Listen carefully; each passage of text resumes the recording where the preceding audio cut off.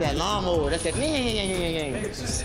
I don't want people to get it misconstrued or whatever the case may be. He's a hell of a fighter. Hell of an IQ, great punching power, good speed, and a really good boxing ability. A lot of people underrate that. Lamont Roach isn't trash-talking. He's not hyping the rematch. He's genuinely concerned, and he's saying it out loud. After seeing the latest footage of Gervonta Davis's training camp, Roach made a startling admission. He wasn't prepared enough in their first fight. He didn't train hard enough. And if he wants to win the rematch, something has to change. The rematches that you fought? 0. What do you have to do to create enough separation where this don't happen again? Whew, it's a good question. It's gonna be based on my training camp. I have to push myself a little harder. If that didn't give me the win. Most fighters fake confidence in public. Roach didn't. He told reporters that Davis was still a hell of a fighter, praised his boxing IQ, and openly called Davis's punch in their first bout the most powerful shot he's ever absorbed. No deflection, no excuses, just facts. This wasn't just respect. It felt like a warning to himself. And I have room. I definitely have room. I'm not gonna lie, I have room. You believe you fought the best Gervonta, or do you think he got some more gears? 100% for a fact. Roach watched a focused, dialed-in version of Tank Davis, gliding through sparring sessions with ice-cold precision. That's when it hit him. This version of Davis isn't just looking to win, he's looking to punish. And Roach knows that if he enters the ring with the same mindset as before, this time, he might not walk out. This wasn't your average highlight reel, this was psychological warfare. The footage, leaked from inside Davis's closed training camp in Washington, D.C., didn't show fancy edits or flashy combos. It showed something more terrifying: discipline. That lawnmower, that's that. Start that motherfucker lawnmower. Davis is training in brutal East Coast cold, pushing his body in conditions that most fighters avoid. Why? Because he's chasing discomfort. He's building resilience. This isn't for show, this is about pain tolerance. And mentally, that sets a tone. Every frame of that footage screamed purpose. His footwork was smooth but aggressive, cutting the ring with surgical angles. His timing was crisp, measured, patient, and calculating. Even in bag work, every punch had weight behind it. No wasted energy, no showboating, just violence in its purest form, controlled and deliberate.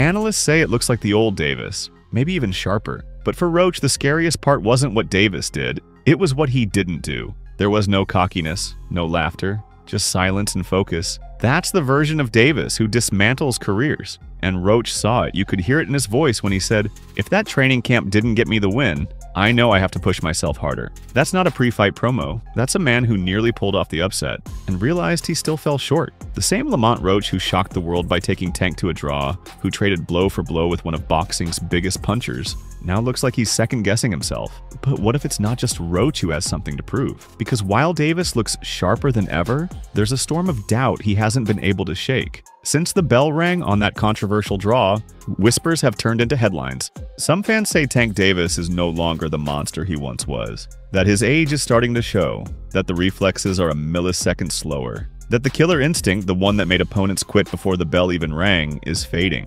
And then there are the old rumors, the ones boxing insiders have heard for years. They say Davis is a frontrunner, that he looks unstoppable when he's in control. But when the fight flips, when he's the one taking damage, when things get gritty, he folds. Those whispers started in the amateur circuit. Roach's camp heard them. Roach's own father coached Davis at one point. These guys don't just know Tank's record, they know his habits. Behind the scenes, they've been saying it for years. I think he might have some more gears, but I fought the best Gervonta that night. I don't want people to get it misconstrued or whatever the case may be. He's a hell of a fighter. Hell of an IQ, great punching power, good speed, and a really good boxing ability. A lot of people underrate that.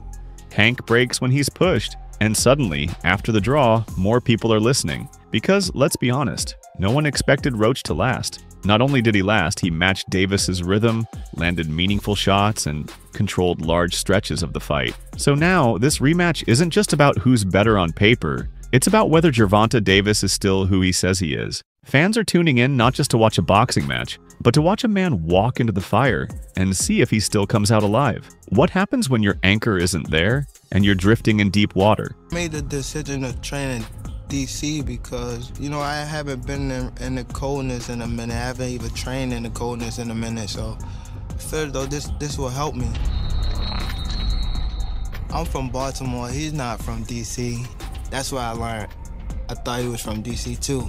For Gervonta "Tank" Davis, that was the reality on fight night. The man who's been in his corner since the beginning, Calvin Ford, his mentor, motivator, and spiritual compass, was absent. And that absence rippled through the entire fight in ways most fans didn't fully understand at first. Some corners give advice. Calvin Ford gave stability, and without it, something just felt off. Instead, Davis turned to veteran coach Barry Hunter, a capable strategist, no doubt, but not the same presence. Calvin wasn't just a trainer. He was the voice in Tank's head, the one who knew how to calm the storm and unleash it when needed. The change seemed minor at first, but by round 9, it was impossible to ignore. That's when Davis did something no one expected. He took a knee, no punch landed, no slip, just Tank, down on one knee. The ref looked confused, fans were stunned, and whispers started immediately. Was it exhaustion? Was it a fluke? Or was the pressure finally getting to him? There's no way you could say Tank won. There's no way. Do you think that he's diminished in some way, or do you think that just mentally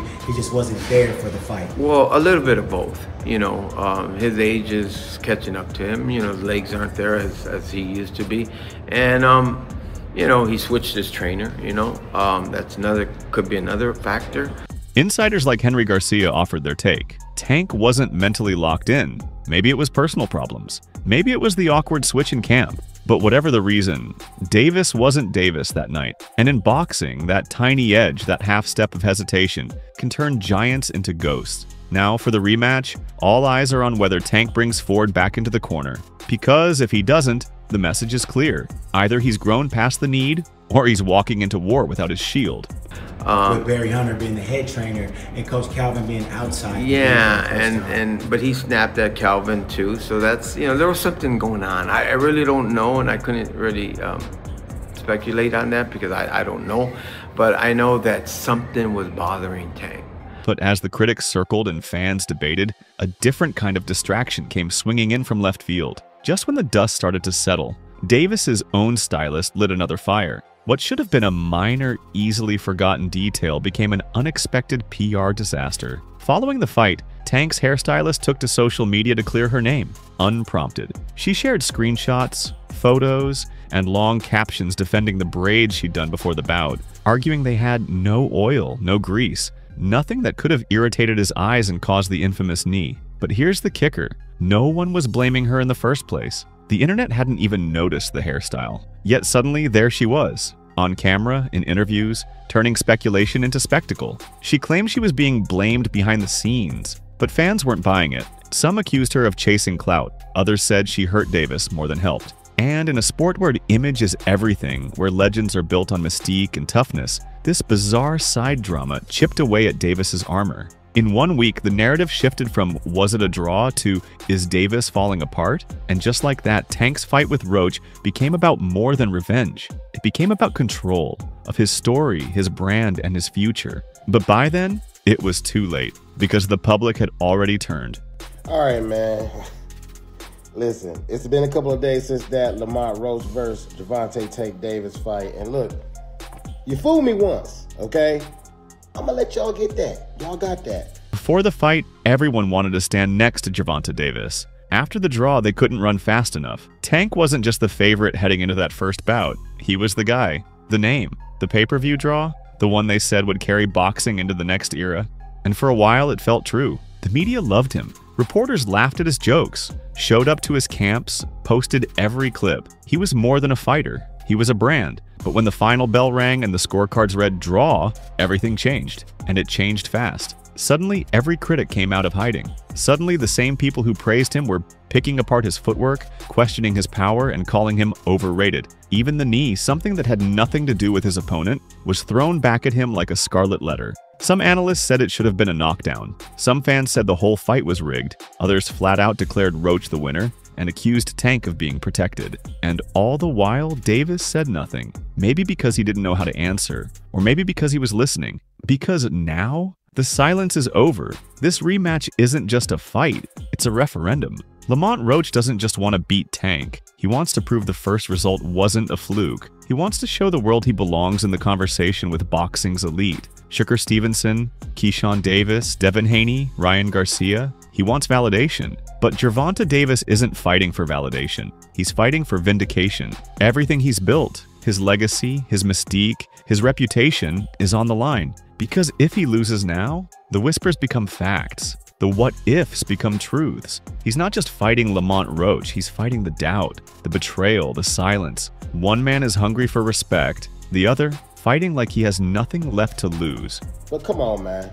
This was a money fight, clearly, and also clearly Tank lost. I mean, there's no mistaken identity that Roach landed more punches, Tank had a higher percentage, but when we look at the punches and the punching power, it was Lamont Roach 8 rounds to 4. And then if you take in consideration that Tank took that knee, which count as a knockdown, the ref even started counting. I mean, there's nothing even to debate here. If they were tied without them even counting that, if you supposed to have counted that part, he would have actually lost the fight. So, what do you think? Is this the end of Gervonta Davis's reign? Or the moment he reminds everyone why he was feared in the first place? Will Roach rise or will Tank return with vengeance? Drop your predictions in the comments below. And if you want more stories they're not telling on TV, hit that subscribe button because we've got more receipts on the way. Until next time, peace out.